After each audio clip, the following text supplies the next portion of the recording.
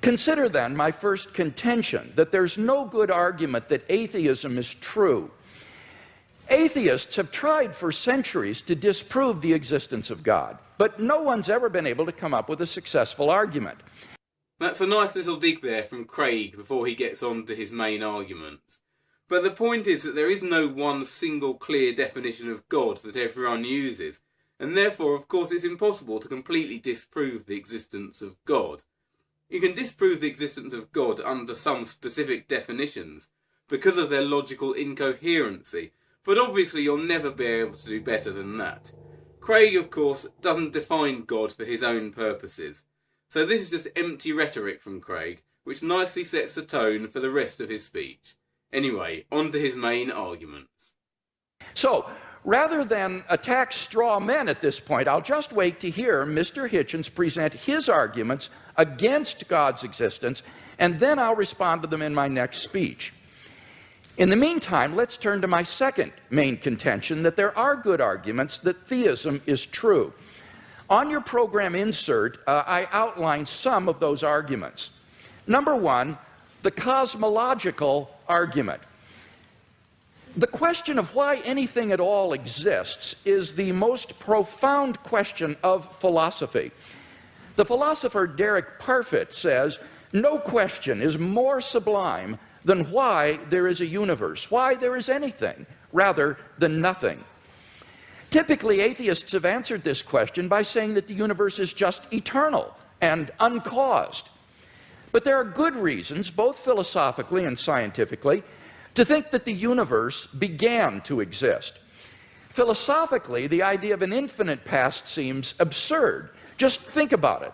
If the universe never began to exist, that means that the number of past events in the history of the universe is infinite. But mathematicians recognize that the existence of an actually infinite number of things leads to self-contradictions. For example, what is infinity minus infinity? Well, mathematically, you get self-contradictory answers. This shows that infinity is just an idea in your mind, not something that exists in reality. David Hilbert, perhaps the greatest mathematician of the 20th century, wrote, "The infinite is nowhere to be found in reality. It neither exists in nature nor provides a legitimate basis for rational thought. The role that remains for the infinite to play is solely that of an idea." But that entails that since past events are not just ideas, but are real, the number of past events must be finite. Therefore, the series of past events can't go back forever. Rather, the universe must have begun to exist. This is a very superficial and confused discussion of infinity by Craig. There's a whole field on the mathematics of infinity, but he's dismissed it in a couple of sound bites. But none of this matters unless the universe having a beginning helps the argument for theism. So let's find out if it does.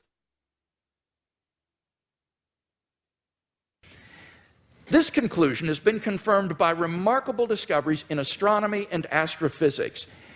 In one of the most startling developments of modern science, we now have pretty strong evidence that the universe is not eternal in the past, but had an absolute beginning about 13 billion years ago in a cataclysmic event known as the Big Bang. What makes the Big Bang so startling is that it represents the origin of the universe from literally nothing. For all matter and energy, even physical space and time themselves, came into being at the Big Bang. As the physicist P.C.W. Davies explains, the coming into being of the universe, as discussed in modern science, is not just a matter of imposing some sort of organization upon a previous incoherent state, but literally the coming into being of all physical things from nothing. Now, this puts the atheist in a very awkward position. As Anthony Kinney of Oxford University urges, a proponent of the Big Bang Theory, at least if he is an atheist, must believe that the universe came from nothing and by nothing. But surely that doesn't make sense. Out of nothing, nothing comes. So why does the universe exist instead of just nothing? Where did it come from? Note how long Craig has spent trying to convince us that the universe had a beginning, as if the whole question of whether God exists hinges on it. First of all, if the universe had a beginning, or a first point in time, it doesn't mean that it somehow just came into existence and therefore required a temporal cause. That's because time is not some external thing that this universe appeared into. The time that may or may not have had a beginning is part of the universe, so whether there was a first point in time or not has nothing to do with whether the universe requires an external explanation. It makes no more sense than saying that a book needs a temporal explanation because it has a first page. It's a category mistake. The point is that whether he's right or wrong about it, Craig's assertion that the universe had a beginning is simply irrelevant and has no bearing on the debate. But then why is this point so important to Craig? Well, let's see. There must have been a cause which brought the universe into being. Now, as the cause of space and time, this being must be an uncaused, timeless, spaceless, immaterial being of unfathomable power. Moreover, it must be personal as well. Why? Because the cause must be beyond space and time. Therefore, it cannot be physical or material. Now, there are only two kinds of things that fit that description. Either an abstract object, like numbers, or else a personal mind. But abstract objects can't cause anything.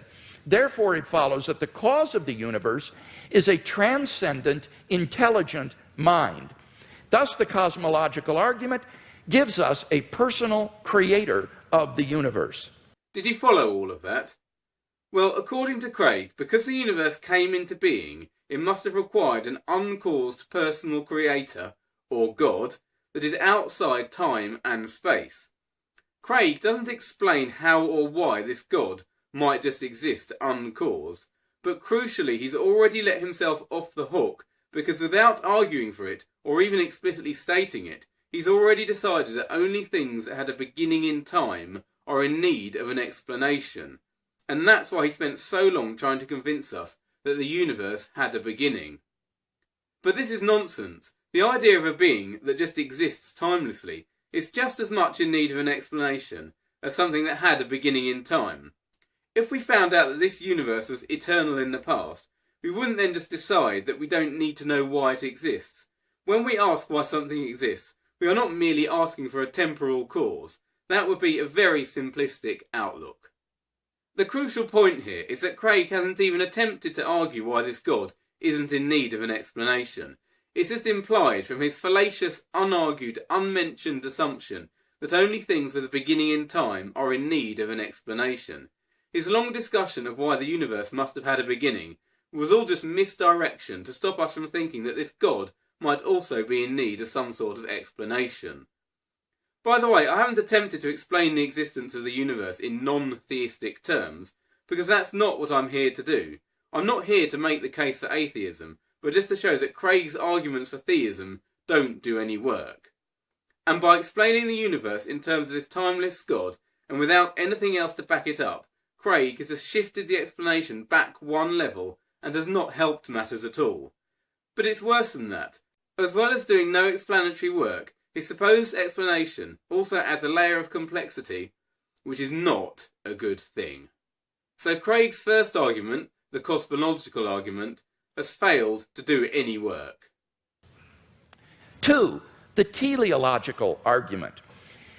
In recent decades, scientists have been stunned by the discovery that the initial conditions of the Big Bang were fine-tuned for the existence of intelligent life with a precision and delicacy that literally defy human comprehension.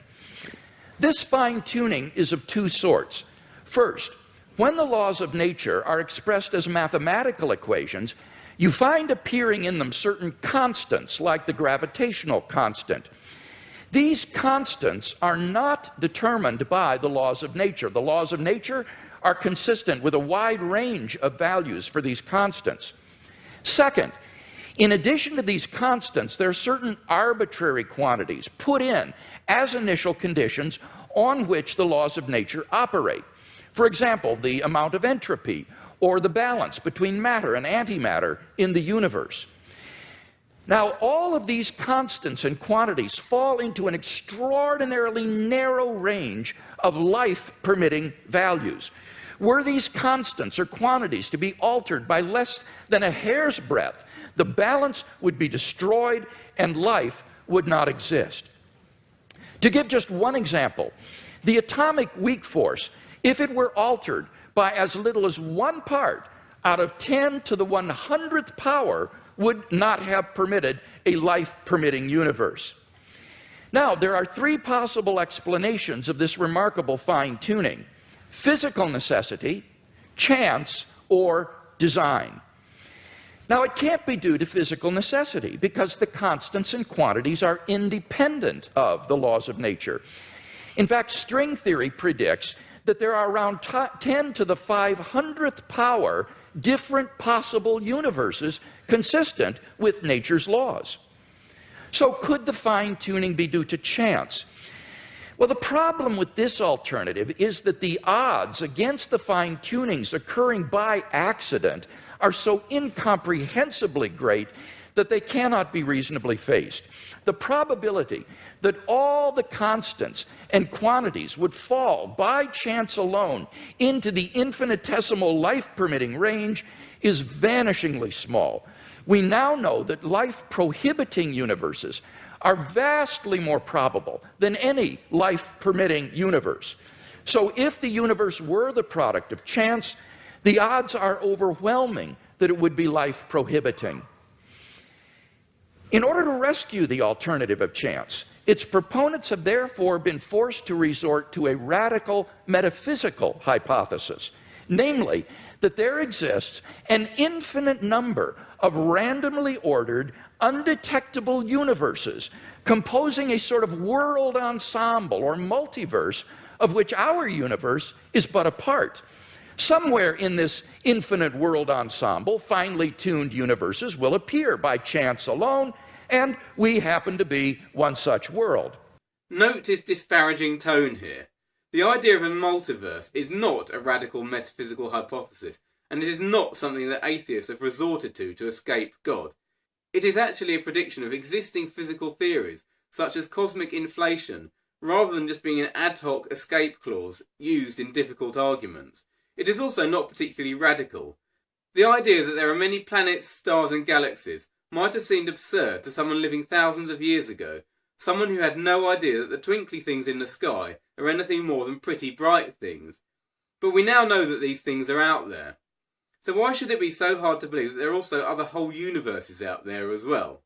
It's just a prediction that there are more things on the same level of existence as our own universe. God, on the other hand, is another level up, an extra layer of complexity, so something that no theory would invoke unless it had to. God, not the multiverse, is a radical metaphysical hypothesis.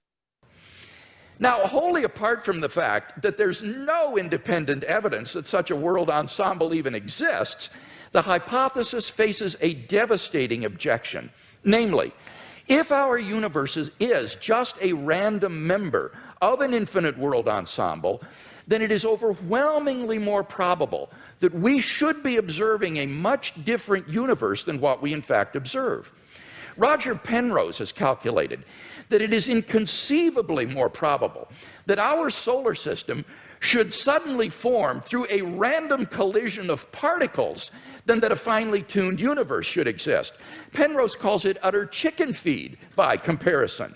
So, if our universe were just a random member of a world ensemble, it is inconceivably more probable that we should be observing an orderly region no larger than our solar system.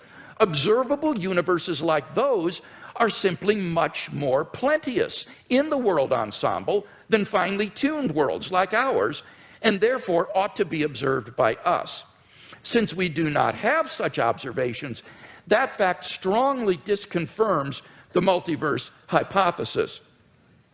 On atheism, at least, then, it is highly probable that there is no world ensemble.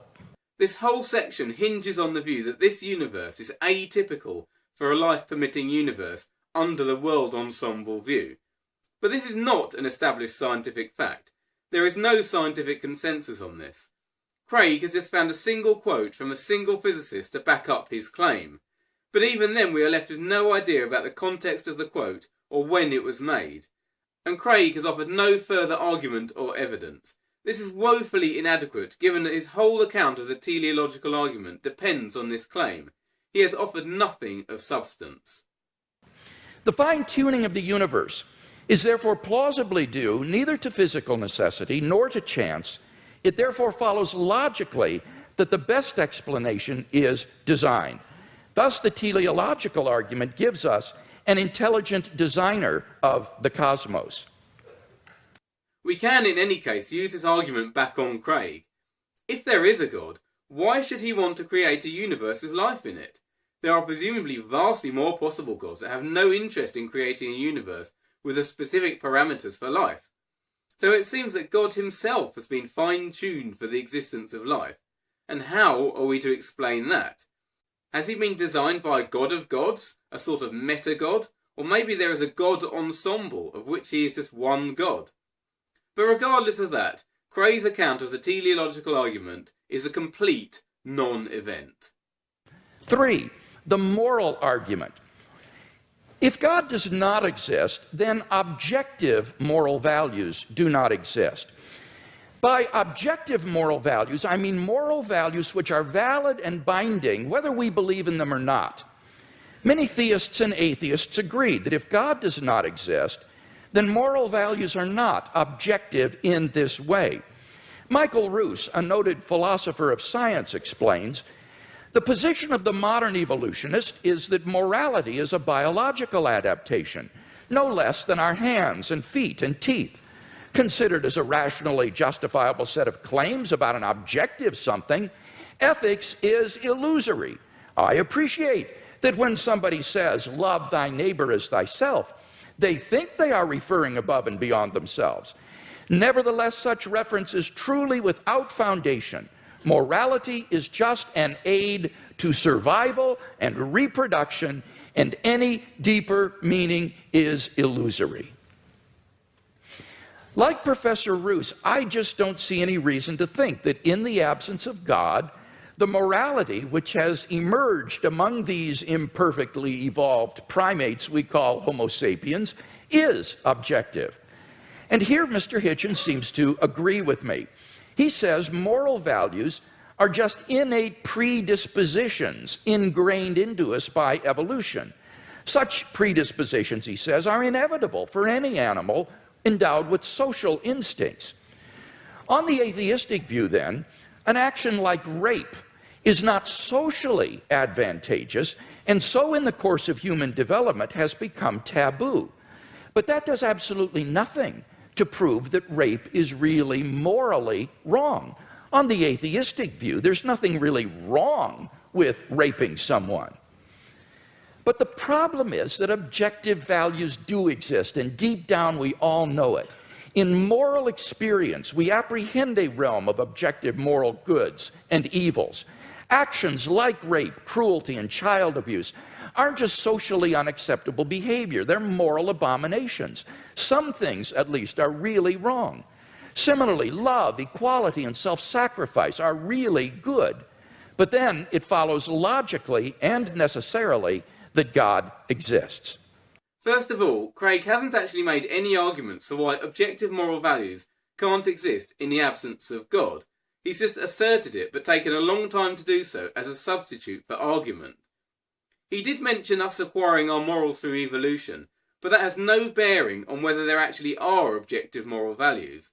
It just suggests that we, having acquired our morality through evolution rather than through direct access to objective morality, might not have acquired the objectively correct moral code. But this would be the case whether there is a God or not, unless Craig is denying evolution. So it's just as much a concern for the evolution-accepting theist, which is any theist wanting to maintain any credibility. Secondly, he hasn't made any argument that there actually are objective moral values, other than by saying that we all know it deep down. Well, if morals are something that we've evolved, then for them to work effectively, we presumably have to feel them pretty strongly, or indeed, deep down. So this isn't really an argument, but in any case, people don't all hold the same moral values, which you would expect them to do so if they really were objective and came to us directly from God. Finally, he hasn't explained how the existence of God can make morals objective. Again, he's just asserted it. And it's not really clear what this even means, not least because Craig hasn't bothered to explain it. Is he saying that God has just decided which actions are moral and which actions are immoral, and that he could have done it differently? Could he have made killing a good thing? We have two choices. Either God could have made morality differently, in which case it appears to be arbitrary and not objective, as it is based on God's subjective whims, or he could not, in which case morality appears to be objective, but also independent of God.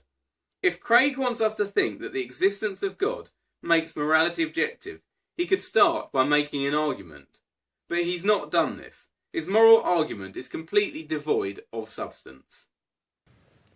Number 4, the resurrection of Jesus. The historical person, Jesus of Nazareth, was a remarkable individual. Historians have reached something of a consensus that the historical Jesus came on the scene with an unprecedented sense of divine authority, the authority to stand and speak in God's place. He claimed that in himself the kingdom of God had come, and as visible demonstrations of this fact, he carried out a ministry of miracle working and exorcisms. But the supreme confirmation of his claim was his resurrection from the dead. If Jesus did rise from the dead, then it would seem that we have a divine miracle on our hands, and thus evidence for the existence of God. Now, most people probably think that the resurrection of Jesus is something you just believe in, by faith or not.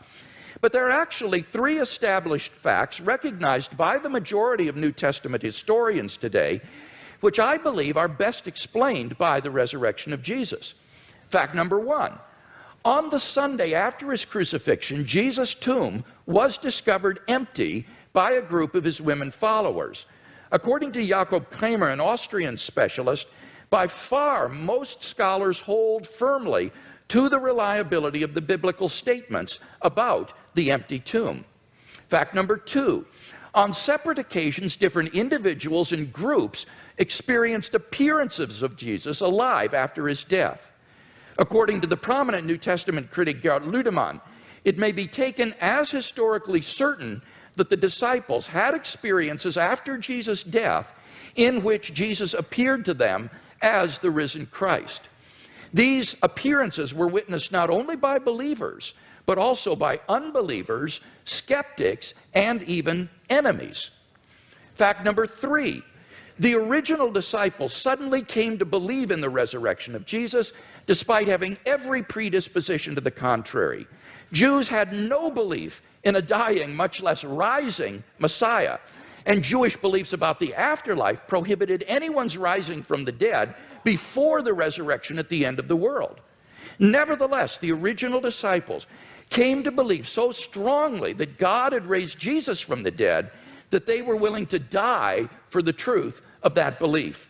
N.T. Wright, an eminent New Testament scholar, concludes, that is why, as a historian, I cannot explain the rise of early Christianity unless Jesus rose again, leaving an empty tomb behind him. Attempts to explain away these 3 great facts, like the disciples stole the body or Jesus wasn't really dead, have been universally rejected by contemporary scholarship. The simple fact is that there just is no plausible naturalistic explanation of these facts. And therefore, it seems to me the Christian is amply justified in believing that Jesus rose from the dead and was who he claimed to be.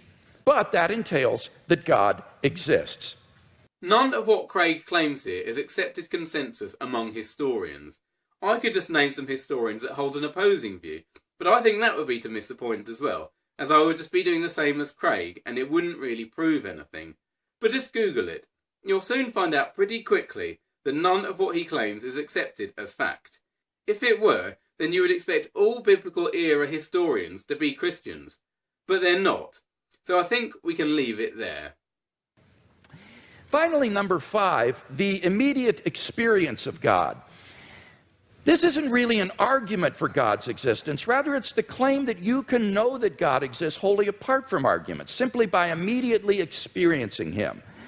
Philosophers call beliefs like this properly basic beliefs. They aren't based on other beliefs. Rather, they're part of the foundation of a person's system of beliefs. Other properly basic beliefs include the belief in the reality of the external world, the belief in the existence of the past and the presence of other minds like your own. When you think about it, none of these beliefs can be proved. But although these sorts of beliefs are basic for us, that doesn't mean they're arbitrary. Rather, they're grounded in the sense that they're formed in the context of certain experiences. In the experiential context of seeing and hearing and feeling things, I naturally form the belief in a world of physical objects. And thus my beliefs are not arbitrary, but appropriately grounded in experience. They're not merely basic, but properly basic. In the same way, belief in God is for those who know him a properly basic belief grounded in our experience of God. Now, if this is right, there's a danger that arguments for God's existence could actually distract your attention from God himself. If you're sincerely seeking God, then God will make his existence evident to you. We mustn't so concentrate on the external arguments that we fail to hear the inner voice of God speaking to our own hearts. For those who listen, God becomes an immediate reality in their lives.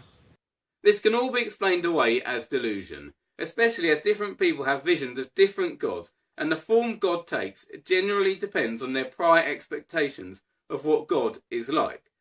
People also have other visions that have nothing to do with God. There's no evidence that any of these have any basis in reality. He said at the start that it's not really an argument, so I think we can leave it at that. So, in conclusion then, we've seen 5 good arguments to think that God exists. If Mr. Hitchens wants us to believe instead that God does not exist, then he must first tear down all 5 of the arguments that I presented, and then in their place erect a case of his own to prove that God does not exist. Unless and until he does that, I think that theism is the more plausible worldview. The atheist doesn't need to make a positive argument to prove that God does not exist. Just like you don't need to prove that there's no teapot in orbit around the sun in order to say that you don't believe that there is one and call yourself an a-teapotist. So any doubts that I would have about the theory of biological evolution would be not biblical, but rather scientific. Namely, what it imagines is fantastically improbable. Barrow and Tipler, 2 physicists, in their book The Anthropic Cosmological Principle, list 10 steps in the course of human evolution, each of which is so improbable that before it would occur, the sun would have ceased to be a main sequence star and incinerated the Earth. And they calculate the probability of the evolution of the human genome to be somewhere between 4 to the negative 180th power to the 110,000th power and 4 to the negative 360th power to the 110,000th power. So if evolution did occur on this planet, it was literally a miracle and therefore evidence for the existence of God.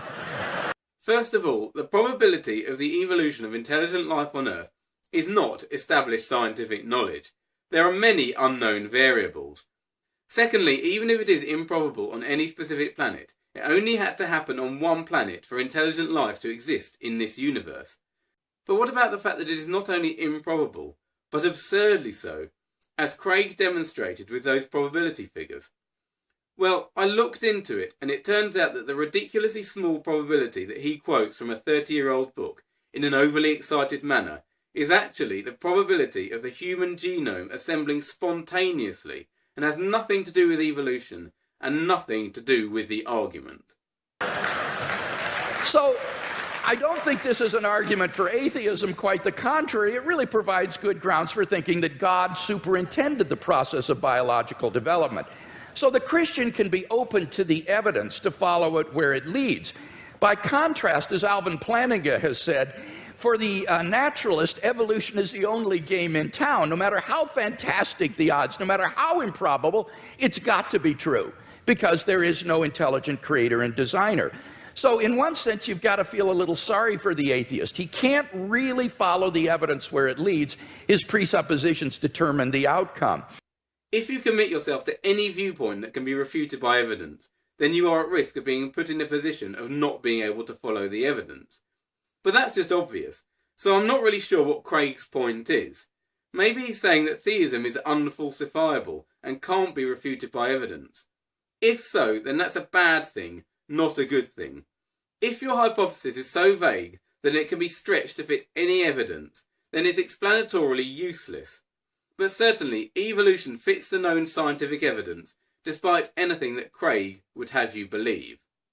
By contrast, if there is a fine-tuner and creator of the universe, then already in the initial conditions of the Big Bang, you have an elaborately designed universe that permits the evolution and existence of intelligent life. And I think evolution simply layers on more improbability. Now, Mr. Hitchens says, but why did God wait so long, all that waste during this time? Well, that sort of concern with efficiency is only of importance to someone with either limited time or limited resources, or both. But in the case of God, he has both unlimited resources and unlimited time, and therefore it's simply not important to do this in a quick way. That brings us to the end of William Lane Craig's speech, and to the end of the video. As you can see, Craig has offered nothing of substance to the debate, and has relied purely on his oratorical and rhetorical skills. I hope you have learned something about Craig's arguments and his debating techniques. My aim here has not been to provide an argument for atheism, but just to point out the flaws in Craig's arguments for theism. If you want to make a case for theism, be my guest, but you can do a lot better than William Lane Craig's fast food arguments. Thank you for watching my video. If you enjoyed it, you can subscribe to my channel.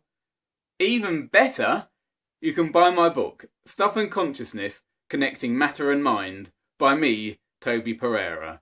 It's all about how your seemingly non-physical thoughts and feelings can come from your physical brain. It's available in paperback and also on Kindle.